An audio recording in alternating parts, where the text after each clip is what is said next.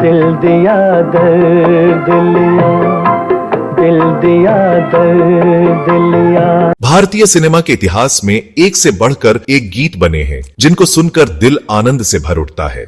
मुझे तुमसे प्यारा और न कोई तुम तो। लेकिन अगर पूछा जाए कि इन गानों में से कौन सा गीत आपको सबसे ज्यादा पसंद है या गीत को आप अब तक का सर्वश्रेष्ठ गीत मानते हैं, इस पर अलग अलग लोगों की राय अलग अलग होती है। दीवाना हुआ बादल, सावंगी घटा। भारतीय सिनेमा के सर्वश्रेष्ठ गीतों को लेकर जो व्यापक सर्वेक्षण हुए हैं, उनके परिणाम भी अलग अलग रहे हैं। अकेले अकेले जहाँ जा रहे हो, हमें साथ ले लो। लेकिन लगभग हर सर्वेक्षण में मोहम्मद रफी के गीत ही पहले नंबर पर रहे। किसी न किसी से कभी न कभी, कहीं न कहीं दिल लगा। चाहे बीबीसी का सर्वेक्षण हो या आउटलुक मैगजीन का सर्वेक्षण या कोई और सर्वेक्षण, लेकिन इन सर्वेक्षणों से अलग हमने आजकल चर्चा के केंद्र में रह रहे एआई यानी ग्रोक से पूछा कि वह किस गीत को अब तक का सर्वश्रेष्ठ गीत मानता है। ग्रोक ने इस सवाल के जवाब में किस गीत को अब तक का सर्वश्रेष्ठ गीत बताया। यही नहीं, ग्रोक ने यह भी बताया कि उसने उस गीत को सर्वश्रेष्ठ क्यों माना। हमने ग्रोक से बीबीसी सर्वेक्षण और आउटलुक मैगजीन के सर्वेक्षण के बारे में भी पूछा। ग्रोक ने इन सभी के बारे में क्या जवाब दिया, इस वीडियो में आप विस्तार से जानेंगे।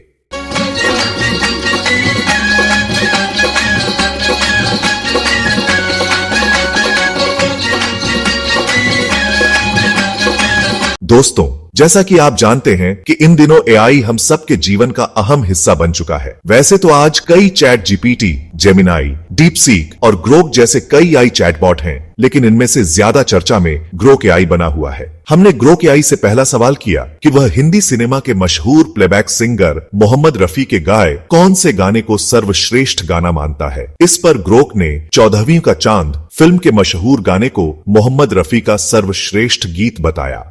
14वीं का चांद हो या आफताब। इसका कारण बताते हुए ग्रोक ने कहा कि इस गाने में रफी साहब की मखमली आवाज, भावनात्मक गहराई और शास्त्रीय संगीत का संगम बेमिसाल है। रवि का संगीत और शकील बदायूनी के बोल इसकी खूबसूरती को और बढ़ाते हैं। इस तरह से ग्रोक के अनुसार 14वीं का चांद फिल्म के गाने को ग्रोक ने सर्वश्रेष्ठ गीत बताया।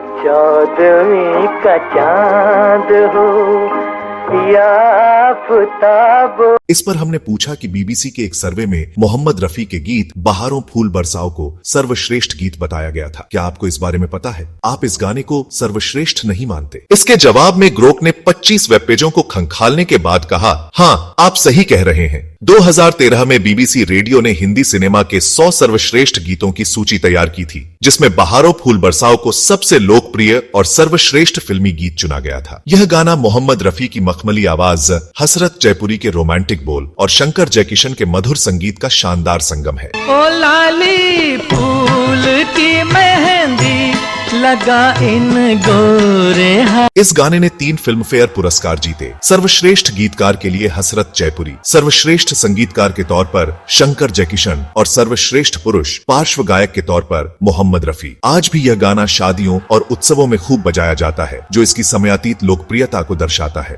सितारों मांग भर जाओ मेरा महबूब। उसके बाद ग्रोक ने कहा, मैंने पहले 14वीं का चांद हो को रफी साहब का सर्वश्रेष्ठ गाना माना, क्योंकि उसमें उनकी गायकी की शास्त्रीय गहराई और भावनात्मक सूक्ष्मता मुझे व्यक्तिगत रूप से बहुत प्रभावित करती है। हालांकि बहारों फूल बरसाओ की व्यापक लोकप्रियता और बीबीसी सर्वे के परिणाम इसे एक मजबूत दावेदार बनाते हैं। यह गाना अपनी सादगी, रोमांटिक अपील और उत्सवपूर्ण माहौल के कारण जनता के दिलों में बसा है।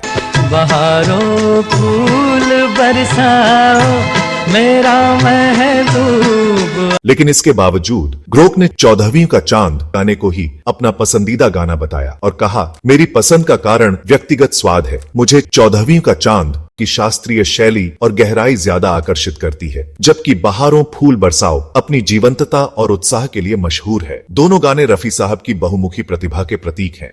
जरा तुम दिल को बहलाओ मेरा महबूब। चेहरा है जैसे झील में हंसता हुआ कमल। इसके बाद हमने ग्रोक से एक और सवाल किया। सवाल यह था, एक और सर्वे आउटलुक मैगजीन की ओर से हुआ था। उस सर्वे में मन रे तू काहे ना धीर धरे को सर्वश्रेष्ठ गाना माना गया था। आप इस बारे में क्या सोचते हैं? इस पर ग्रोक ने 25 वेब पेजों का विश्लेषण करने के बाद जवाब दिया। आपने बिल्कुल सही उल्लेख किया। 2010 में आउटलुक इंडिया मैगजीन ने 30 प्रमुख भारतीय संगीतकारों, गीतकारों और गायकों से उनके सर्वकालिक पसंदीदा हिंदी गीतों के बारे में पूछा था और मन रे तू काहे ना धीर धरे को सूची में शीर्ष स्थान मिला। जिनका मोह करे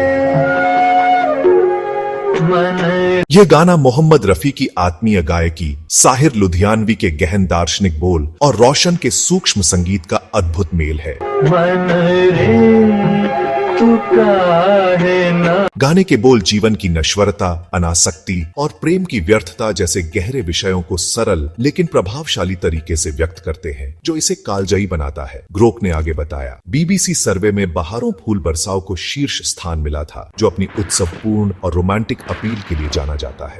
फजाओ रंग बिखराओ, मेरा महबूब आया है। दूसरी ओर मन रे एक दार्शनिक और आत्ममंथन वाला गाना है, जो शायद उतना व्यावसायिक रूप से लोकप्रिय नहीं हुआ जितना कि बहारों फूल बरसाओ। इसका उदाहरण यह है कि यह गाना उस समय बिना का गीतमाला में शीर्ष पर नहीं पहुंचा, क्योंकि यह जनता के सामान्य स्वाद के लिए शायद ज्यादा शास्त्रीय था। फिर भी संगीत प्रेमियों और विशेषज्ञों के बीच इसकी गहराई और रफी साहब की भावपूर्ण प्रस्तुति ने इसे सर्वश्रेष्ठ गीत का दर्जा दिलाया।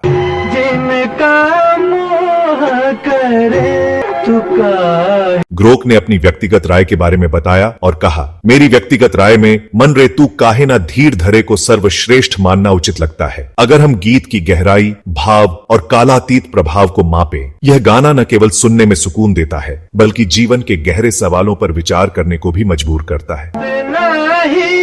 उपकार समझ कोई। हालांकि बहारों फूल बरसाओ की व्यापक लोकप्रियता और उत्साह इसे जनमानस में अधिक यादगार बनाता है। मेरा महबूब आया है, बहारों फूल बरसा। मेरी पिछली पसंद 14वीं का चांद हो भी थी, जो रफी साहब की शास्त्रीय गायकी और रोमांटिक भाव का नमूना है। ये तीनों गाने रफी साहब की बहुमुखी प्रतिभा के अलग अलग पहलुओं को दर्शाते हैं। होठों पे खेलती है तबस्सुम की बिजली। इसके बाद हमने ग्रोक से एक और सवाल किया। सवाल यह था, हमारे पास 3 गाने हैं, एक आपकी पसंद का 14वीं का चांद हो, दूसरा बहारों फूल बरसाओ और तीसरा मन रे तू काहे ना धीर धरे। इन तीनों के बीच अगर तुलना करनी हो तो आपका क्या जवाब होगा? इसके जवाब में ग्रोक ने इन तीनों गानों की तुलना की। ग्रोक ने तुलना के आधार पर क्या कहा, यह आप यहाँ वीडियो में देख सकते हैं। फिर ग्रोक ने कहा कि व्यक्तिगत रूप से मैं मन रे तू काहे ना धीर धरे को थोड़ा ऊपर रखता हूँ, क्योंकि इसके बोल और गायकी मुझे गहरे तक प्रभावित करते हैं। ये गाना न केवल सुनने में सुकून देता है, बल्कि आत्म मंथन भी करवाता है। लेकिन अगर बात व्यापक अपील और उत्सव की हो तो बहारों फूल बरसाओ बेजोड़ है। 14वीं का चांद इन दोनों के बीच एक संतुलन बनाता है। इसके बाद ग्रोक ने हमसे पूछा कि आपके लिए इनमें से कौन सा गाना सबसे खास है और क्यों? क्या आप किसी एक को सर्वश्रेष्ठ मानते हैं? हमने सोचा कि इस सवाल का जवाब आप सबसे से पूछता हूं। ग्रोक ने भी इस सुझाव पर कहा, बहुत बढ़िया विचार। अपने YouTube चैनल के दर्शकों के साथ इस चर्चा को साझा करना रोमांचक होगा। 14वीं का चांद हो भी, बहारों फूल बरसाओ और मन रे तू काहे ना धीर धरे, तीनों गाने मोहम्मद रफी साहब की कालजयी गायकी के नायाब नमूने हैं और हर किसी की पसंद अलग हो सकती है। मुझे यकीन है कि आपके दर्शकों के जवाबों से कुछ दिलचस्प राय सामने आएंगी। तो दोस्तों, हमारी भी उम्मीद है कि आपके जवाबों से कुछ दिलचस्प राय सामने आएगी। आप अपनी राय कमेंट बॉक्स में अवश्य बताएं।